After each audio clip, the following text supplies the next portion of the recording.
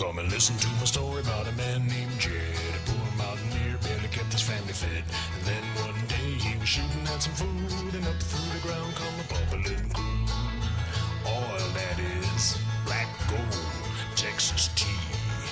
Well, the first thing you know, old Jed's a millionaire. Kinfolk said, Jed, move away from there. Said, California is the place you ought to be. So they loaded up the truck and they moved to Beverly Hills, that is, swimming pools, movie stars, the Beverly Hillbillies.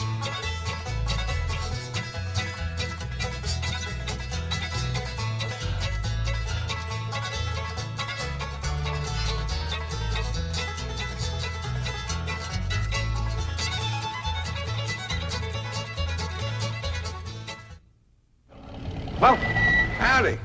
Well, now, ain't that handy? What's that, Pa? Way the road takes a bend in here, runs right by the front door. No, Mr. Clampett, this is your driveway. It goes with the house. Is this thing a house? Oh, yes, indeed. It was built by John Barrymore, one of our finest actors. Pretty fair stonemason, too. Hey, Jed! This here is dandy soil. Fine, Granny. We'll commence plowing tomorrow. But this is Beverly Hills. Dirt is dirt. Yes, I know, but why don't we look around inside, eh?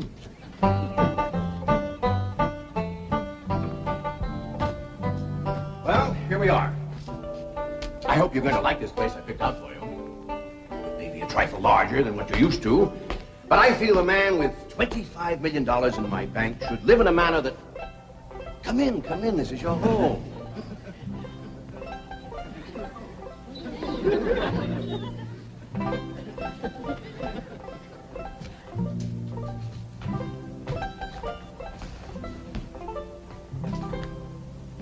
As I say, it may be a bit more than you're used to, but I'm sure you'll be comfortable.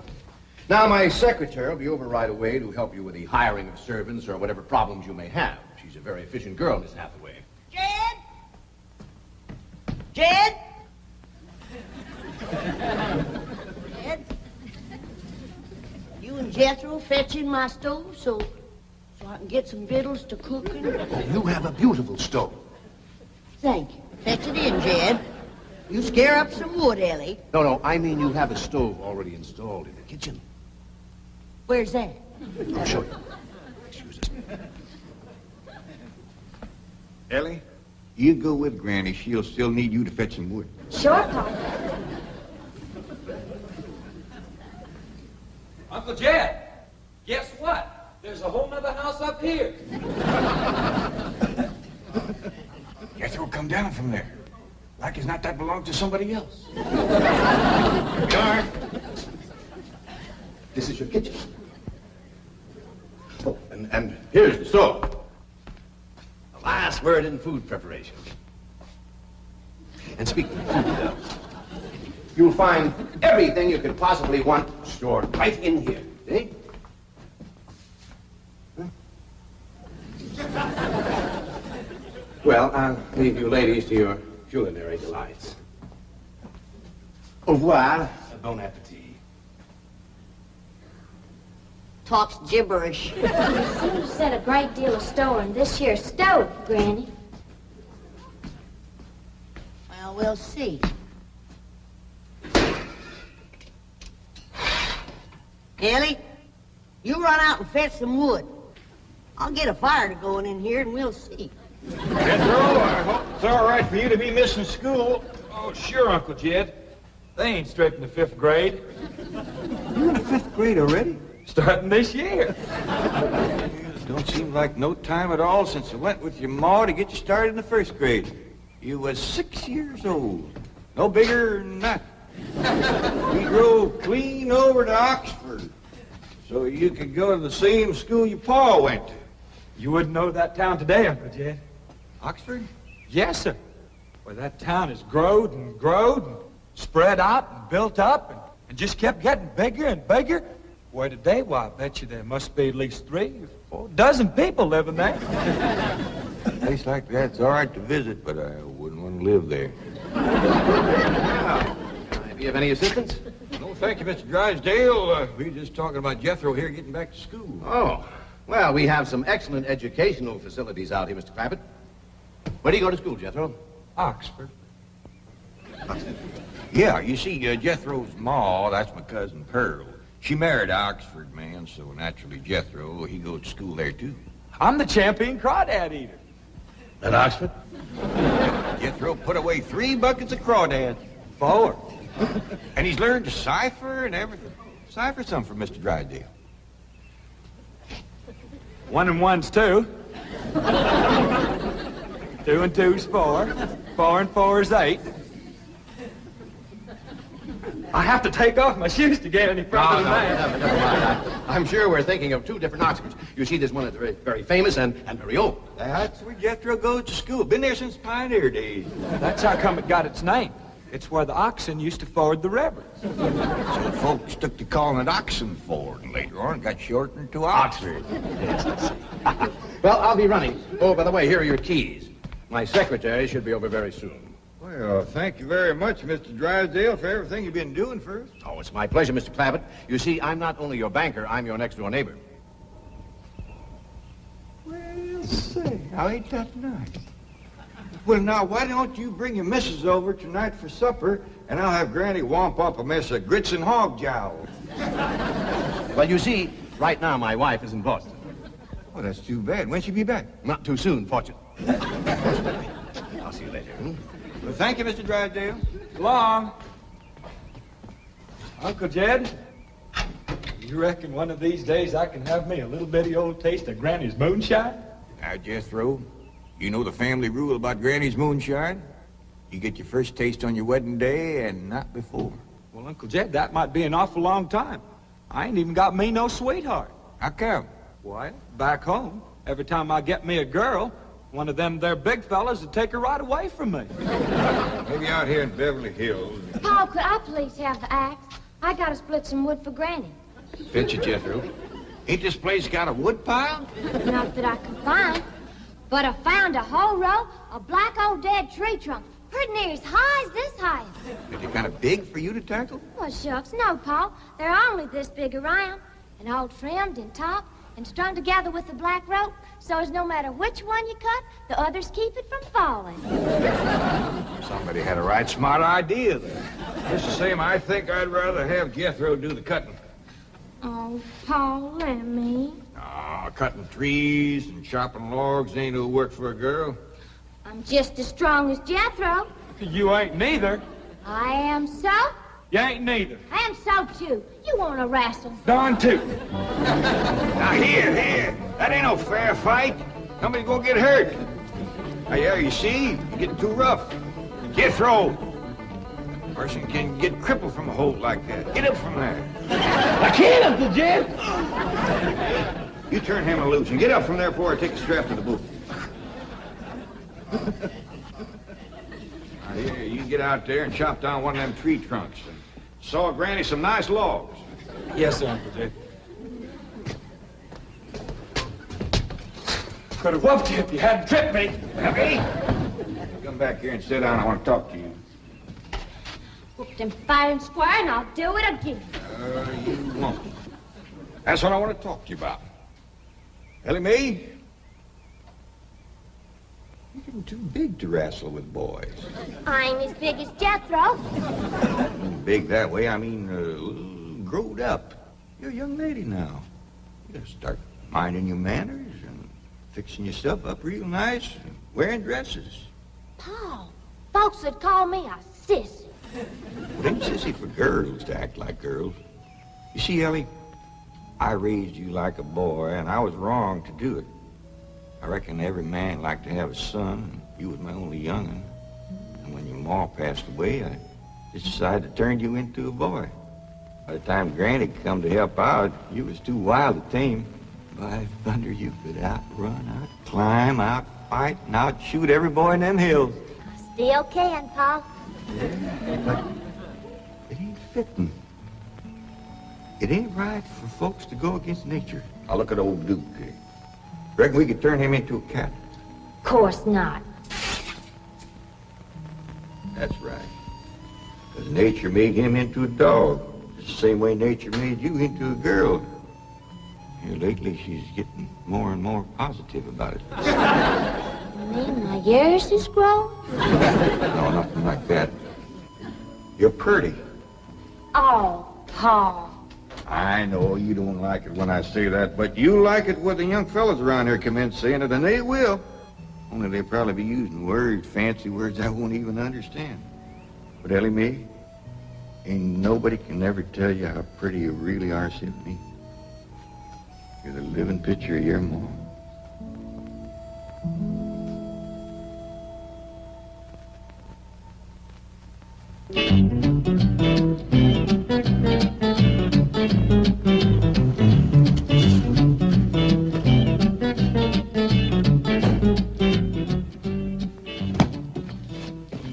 You still here? I thought you were going up to the Clampett estate. I didn't think it prudent for us both to be absent simultaneously. In the event of crises... The only crises you have to worry about right now is keeping Mr. J.D. Clampett happy. Now get up there. Tell me, how did you like the flamingos?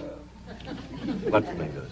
I thought pink flamingos around the swimming pool would add a rather elegant touch. Mr. Clampett is not a man educated to elegance. That will take time. Right now, there are more pressing problems. Of course, getting settled, the servant problem. Well, whatever they are, just get up there and solve them. Now, J.D. Clampett is this bank's largest depositor, and I'm making his satisfaction your responsibility. I accept the mantle of responsibility with which you have cloaked my shoulders. And I shall so conduct myself that if this great financial institution shall last 1,000 years, people will still say, this was their finest hour. Handy wood, all right. Got a lot of pitch and tar in it. Ought to burn real good. Yeah. That flimsy grate holds up. Granny, this is top of that tree trunk. You want I should split it up too? No, just leave it outside. Yes, sir. This place ain't even got a wood box. Yeah, folks don't need much wood out here. Remember what Pearl said? It don't get cold. Yeah, I remember. It might not get cold in the day, but it sure freezes solid at night. How you know? I'll show you how I know. Every bit of food in this here storage bin is froze harder than a rock. Yes. Look.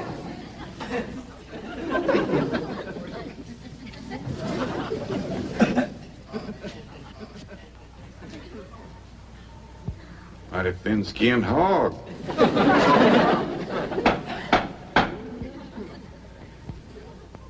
But I'll be doggone.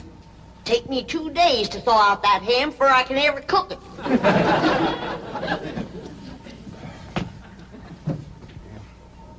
People ought to know better than store food up against the north wall. Tomorrow we'll dig us a root cellar and we put all this stuff in it. Jethro, go on out there and catch us a chicken. Okay, Uncle Jay. How you know we got chickens? Place this size is bound to have chickens. Ain't all frozen.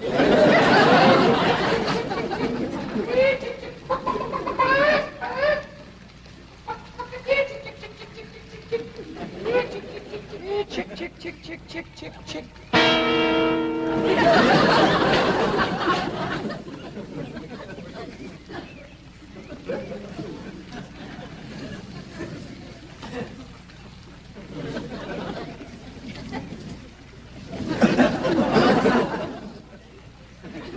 I keep a chicken. Here's that bucket. You want it? You take it, Ellie. See if you can find a creek. I gotta have some water. You know a pump on this place? It ain't even got a well. Uncle Jed, Uncle Jed. Yeah, boy. Did you find a chicken? I found something. I ain't sure if it's a chicken, a goose, a duck, or what. Where is it? I couldn't catch it. That thing can outrun a jackrabbit. There ain't no goose or duck. Must be a chicken. If it is, Ma was right about things growing bigger out here. That thing was this high. A chicken? Ah, Jethro. Honest, it's got legs this long. Gibby's on the drumstick. Drumstick ain't much. Whoever gets that neck is eating from now on.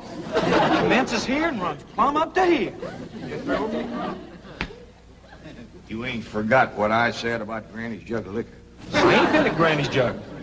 You have your in for it. Honest, cross my heart. Where'd you see this chicken? Down by the cement pond. Cement pond. Uncle Jed, that pond is the fanciest thing you ever did see. Why, they is steps. So's the cattle can walk right down into it and get a drink. And up at one end, there's a lady standing there made out of rock. And she's a-pouring water out of a jar right into that cement pond. Oh. Well, that's how come that big old pink chicken to get away from me. Flew right over the top of that there rock lady, landed in that pond, and swam like an otter. Just flapping them big old pink wings and hollering. What color did you say that chicken was? It's pink. Ain't I told you that stuff would stunt your growth? Miss Granny, I didn't touch a drop. You and me is going to the woodshed. Jethro, you swear to be telling the truth? So help me, Jefferson Davis. You take your hat off when you speak of the president. Well, he ain't president no more. I'll have no Yankee talk in my kitchen. Jethro, you and me is going back out there and corner that chicken. Granny, you get your fire to going. Elly May, you sweep up out front and keep your eyes open for that Miss Hathaway. I'm counting on her to take you in hand and get you in the right kind of clothes. Come on. Chicken.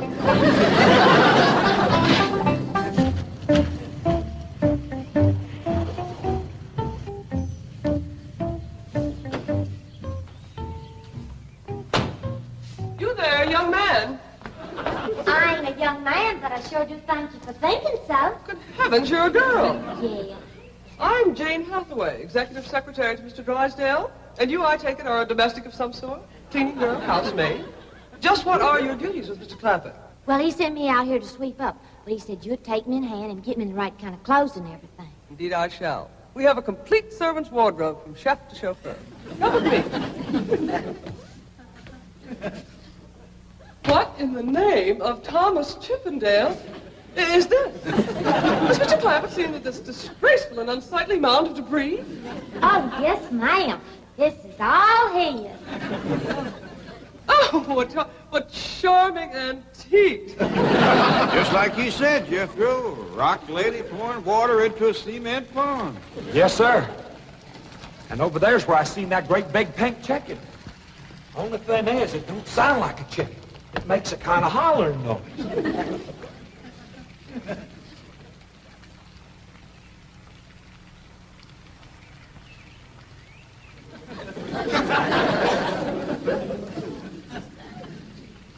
Reckon you'd make a hollering noise, too, if you was to lay egg like that. Man, oh, man. That's what I call an egg. And you won't have to worry about food now. Wait till she cooks this.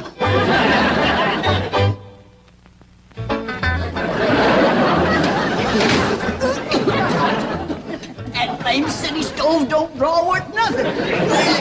Granny, look at this egg. What's all the smoke? Stove don't work. Probably just a stuffed-up flue. Ain't got a flue, ain't even got a stovepipe. Well, I'll get the shovel and a hoe and rake it out of there. Here, you keep this egg.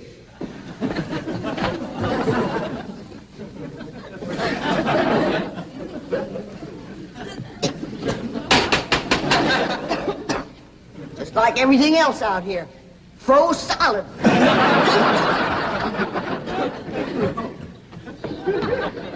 Really, my dear, you look quite charming. Well, I feel like a dead blamed fool. Oh. Just a moment. Get something, I'll be right back.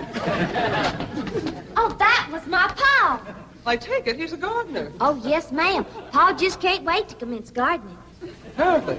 However, as though I admire his enthusiasm, I must forbid him access through the main entrance. Now, tell me about the rest of the staff. Is there a chauffeur? A what? Someone who does the driving. Oh, yes, ma'am. That's Jethro. Of course, I don't reckon he can stay around very long. He's got to get back to Oxford and go to school. Oxford? He attends Oxford University? Well, he just calls it school. Pa went to school there, too. Oh, yes. Old school time. Great pride, those Oxford men. Sorry I couldn't stop before. Granny was having trouble in the kitchen. Pa, do I have to wear this here stuff that Miss Hathaway... No, there can be no appeal from Mr. Clampett's orders. Thank you, ma'am. Glad to see you taking a firm hand. Elly May, that's right pretty. Makes you look taller. She's got me walking on pegs. We'll run in and show Granny. And get rid of those old clothes, dear. Granny, I presume, is the cook. Yes, ma'am, but she ain't too happy about it right now. I shall deal with her directly. Now, let's see. Maid, gardener, cook, chauffeur. Oh, I understand Jethro is an Oxford man. You bet he is. I'm quite anxious to meet him. Don't blame you. Fine-looking young feller. Single, too. And he's on the lookout for a girl. I am only interested in the intellectual rapport which I would naturally have with an Oxford man. I presume you went to Eton as a boy. If I know Jethro, he went to Eton the minute he was born. Yes, of course. I suppose his father matriculated him. I kind of think maybe it was his ma. Oh, well, no matter. At any rate, he's an Eton man. That he is. Matter of fact, Jethro won the Eton championship. Oh, marvelous. What was he champion of? Eton. Yes, I know. But what was it? Cricket? Oh, no, it was crawdad. I don't think even Jethro'd eat crickets. I was referring to the game of cricket. Kid, where's the axe? I bet you, Granny, you talk to Miss Hathaway.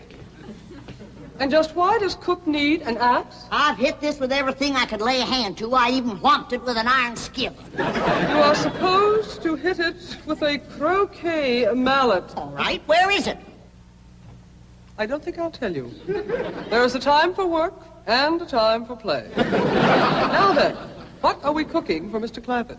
Well, I don't know what you're cooking him, but if he wants any victuals from me, somebody better shoot a possum.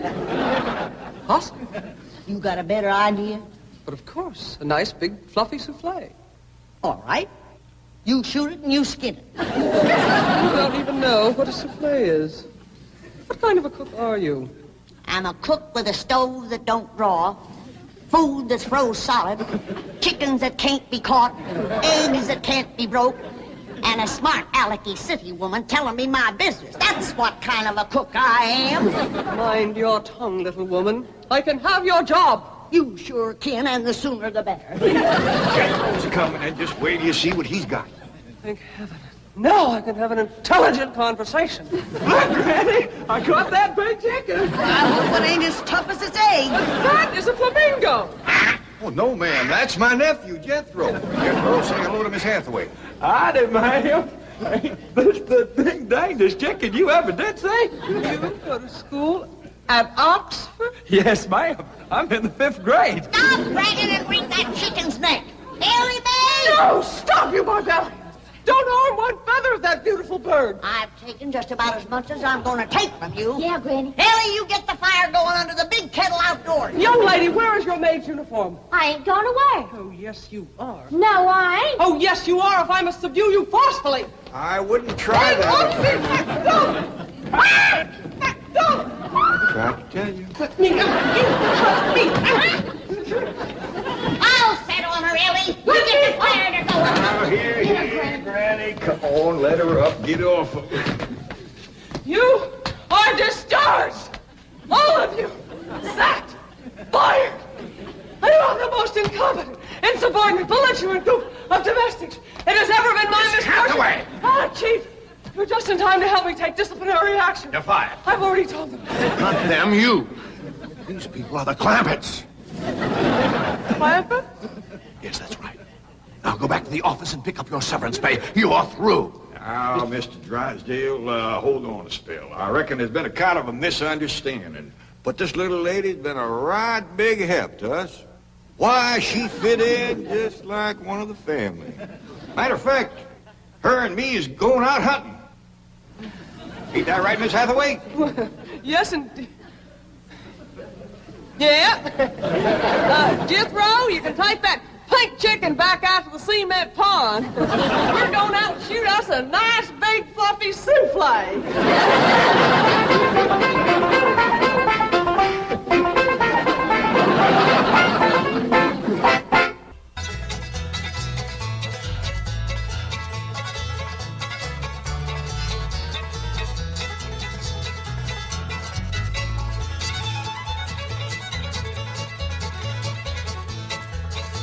Well, now it's time to say goodbye folks for kindly dropping in. You're all invited back next week to this locality to have a heaping helping of their hospitality.